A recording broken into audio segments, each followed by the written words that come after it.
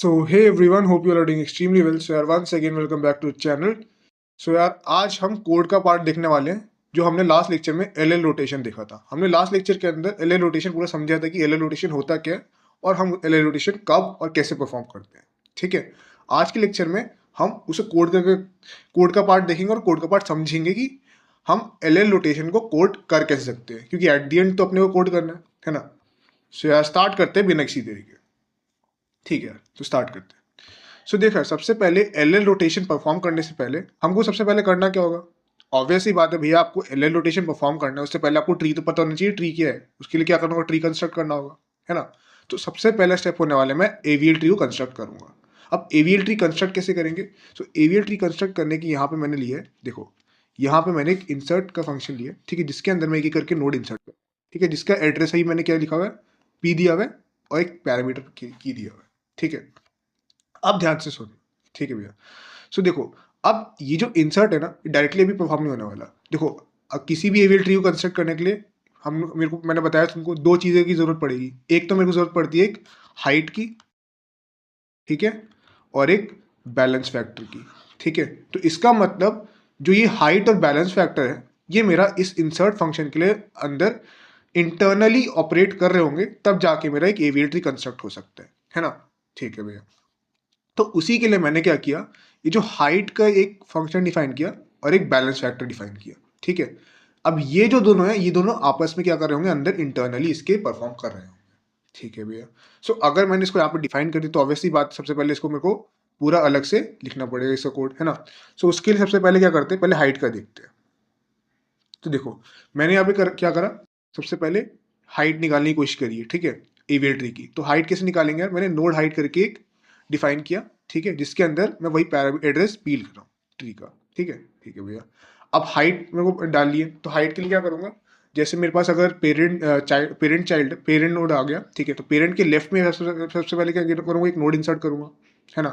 तो उसके लिए मैंने लेफ्ट और राइट चाइल्ड के लिए मैंने दो यहाँ पे एच एल और एच आर ले लिया। ठीक है, कोई दिक्कत नहीं भैया।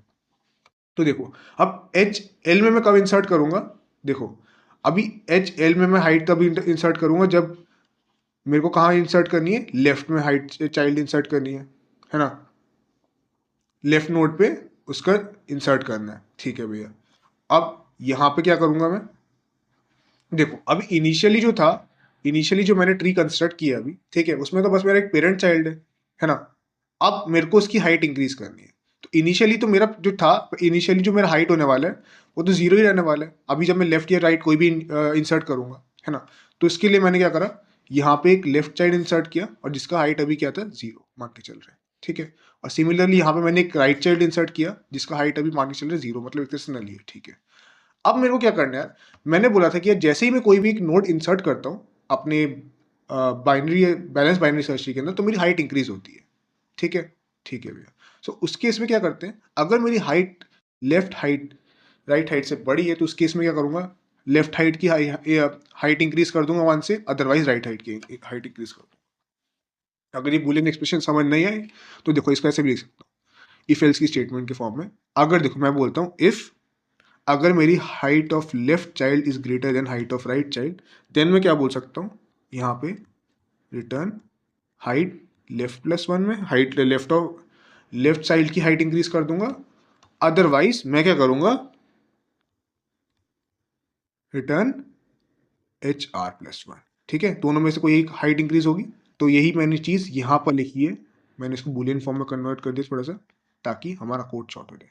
ठीक है, अदरवाइज पूरा इफ एल्स स्टेटमेंट ही है। ठीक है भैया, सो वापस मैं बता देता हूँ। देखो सबसे पहले क्या करना था, हमको हाइट यहाँ पे कंस्ट्रक्ट करना है, मतलब किसी भी एवियल ट्री को बनाने के लिए हमको हाइट चाहिए, है ना।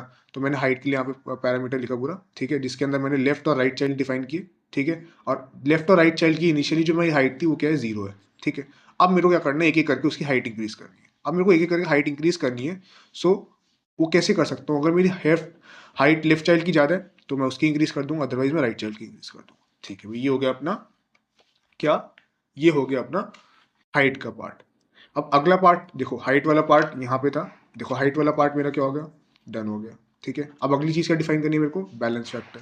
सो अब बैलेंस फैक्टर को पूरा देखते हैं एक बार। सो देखो यार, मैंने तुमको क्या बोला था यार, बैलेंस फैक्टर मेरा जो है हाइट की मदद से ही निकलता है ना, ये हम जानते हैं ऑलरेडी। क्यों? क्योंकि बैलेंस फैक्टर निकालने के लिए हमको पहले हाइट पता होना चाहिए उस ट्री की। तो इस केस में के अंदर भी मैं सबसे पहले क्या करूंगा यार, हाइट यहाँ पे डिफाइन मैंने करी जो कि एग्जैक्ट सेम कोड था ऊपर वाला, ठीक है। तो मैंने सबसे पहले हाइट डिफाइन करा, ठीक है। अब बैलेंस फैक्टर निकालते कैसे? हमको पता है बैलेंस फैक्टर जो होता है वो होता है मेरा height of left child minus height of right child, ठीक है। तो यहाँ पे जैसे मैंने हाइट निकाल रही है ऑलरेडी, उसके बाद मैं क्या करूँ, बैलेंस फैक्टर निकालूंगा। तो बैलेंस फैक्टर निकालने के लिए height of left child minus height of right child कर दूंगा। तो यहाँ पे मेरा क्या आ जाएगा, बैलेंस फैक्टर आ जाएगा। आई होप तुमको समझ आ गया होगा। सो ये वाला पार्ट भी हो गया हमारा। तो इसका मतलब अभी तक हम दो चीज़ निकाल चुके हैं, जो कि था हाइट और मेरा बैलेंस फैक्टर, ठीक है।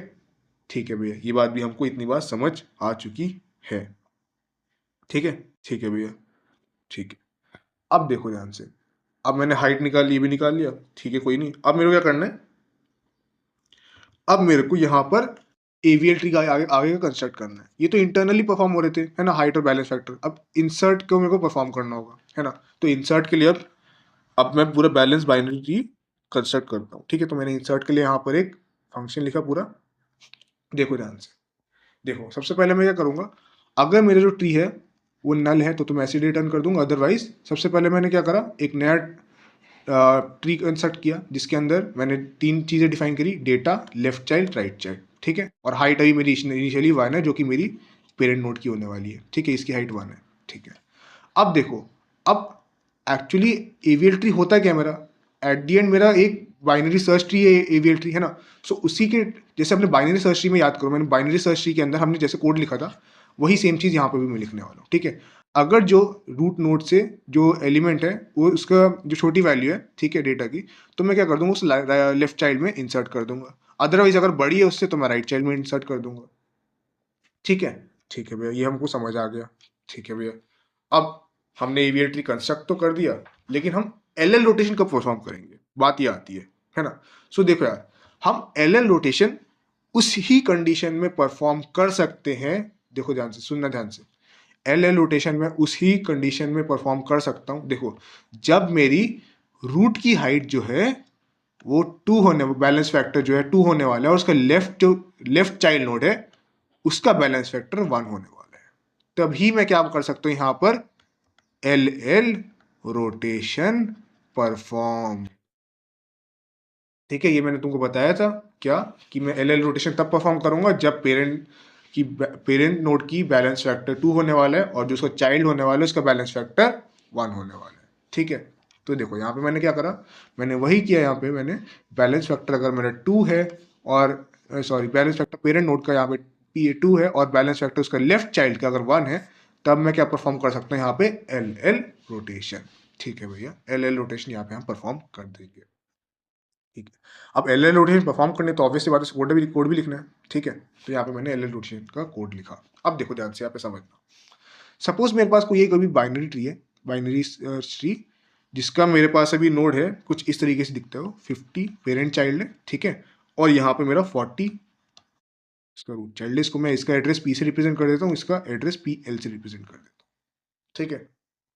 अब सपोज मैंने क्या करा, मैंने इसके लेफ्ट ऑफ लेफ्ट में एक नोड इंसर्ट किया, ठीक है। उस नोड को मैं बोल देता हूं 20, ठीक है।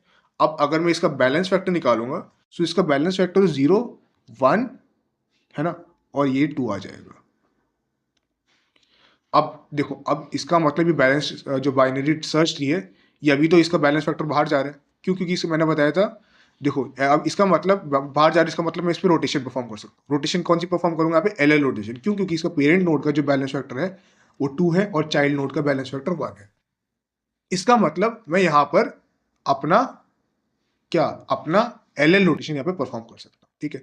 सो मैंने यहाँ पे एल रोटेशन परफॉर्म किया। अब मैंने बोला था जैसे ही मैं एल रोटेशन परफॉर्म करूंगा तो इसका जो पेरेंट नोड पे नहीं परफॉर्म कर सकते, इसके चाइल्ड नोड पे परफॉर्म करेंगे, है ना, सच दैट ये मेरा क्या बन जाएगा, रूट नोड। एंड इसके लेफ्ट में तो यही नोड रहेगा, ठीक है। और इसके राइट में अब ये 50 आ जाएगा, ठीक है। कुछ इस तरीके से मैं परफॉर्म करने वाला हूँ, ठीक है। अब सपोज मेरे पास क्या होता, सपोज मेरे पास यहाँ पर भी एक नोड होता, ठीक है। अगर सपोज मेरे पास सपोज यहाँ पे कोई एक नोड होता जिसको मैं अभी क्या बोलते हैं, अभी मैं इसका एड्रेस डिफाइन कर लेते हैं, जिसको राइट PLR में बोल देते हैं इसके एड्रेस को, ठीक है।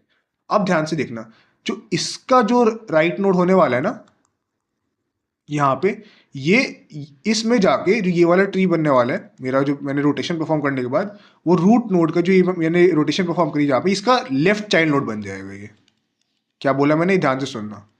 जब मैंने रोटेशन परफॉर्म करी तब इसका जो ये राइट चाइल्ड नोड था, ये रोटेशन परफॉर्म करने के बाद जो ये रूट नोड था 50, अब इसका लेफ्ट चाइल्ड नोड बन जाएगा। ये चीज तुमको ध्यान रखनी है। तो बेसिकली अपन ने यहाँ पे कितनी चीज यूज करी, देखो अपन ने यहाँ पे 3 चीज यूज करी। एक मेरे को चाहिए होगा यहाँ पे एड्रेस, रूट नोड का एड्रेस चाहिए होगा, एक मेरे को लेफ्ट चाइल्ड नोड का एड्रेस चाहिए होगा, और मैंने एक जो राइट चाइल्ड नोड जो डिफाइन किया, एक उसका एड्रेस चाहिए होगा।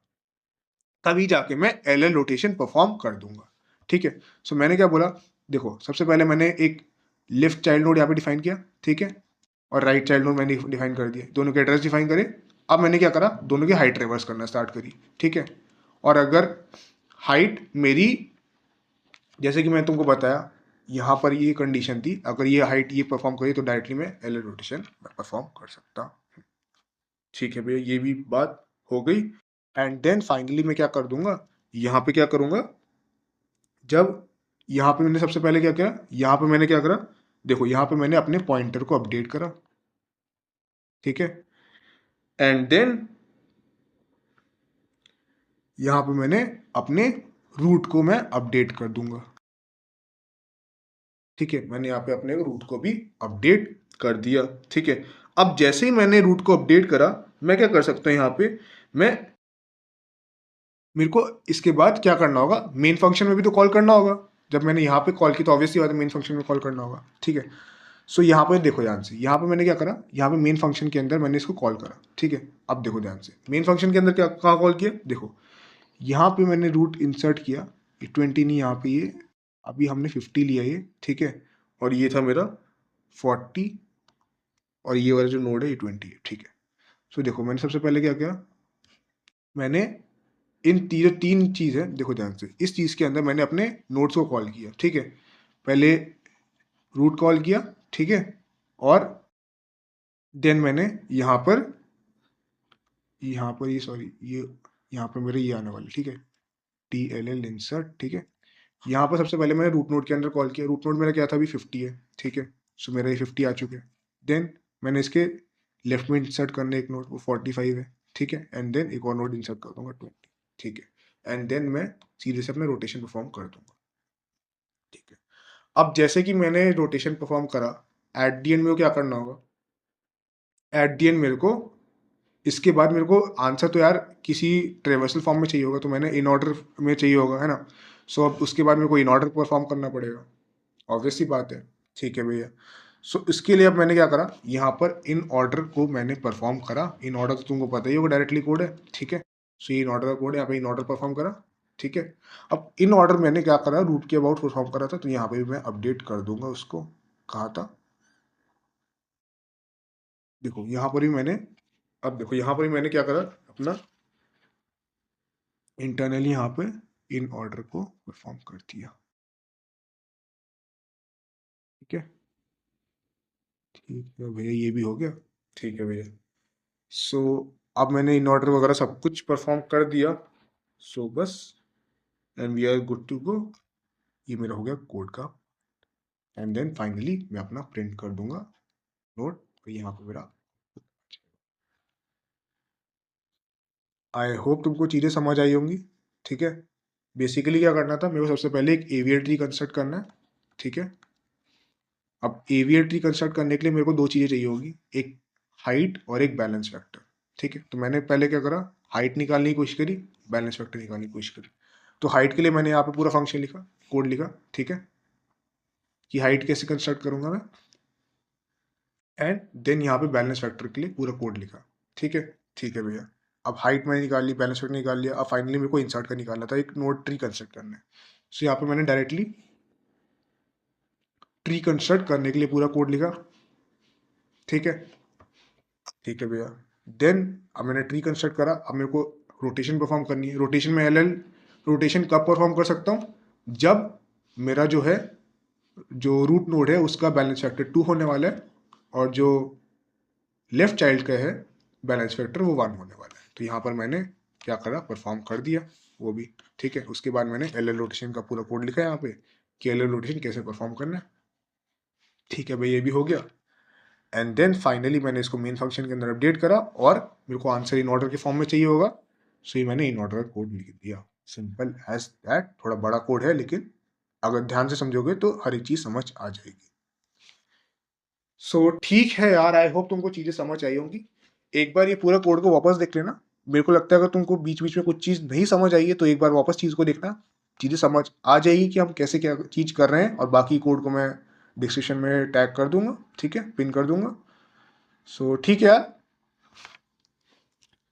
यार, आई होप तुमको वीडियो समझ आई होगी। अगर वीडियो समझ आई है सो यार वीडियो को लाइक कर देना और अपने फ्रेंड्स के साथ भी शेयर कर देना। सो ठीक है यार, आज के लिए इतना रखते हैं। तब तक के लिए पढ़ते रहो, मुस्कुराते रहो और मचाते रहो, और जल्दी मिलते हैं एक नई वीडियो के साथ। तब तक के लिए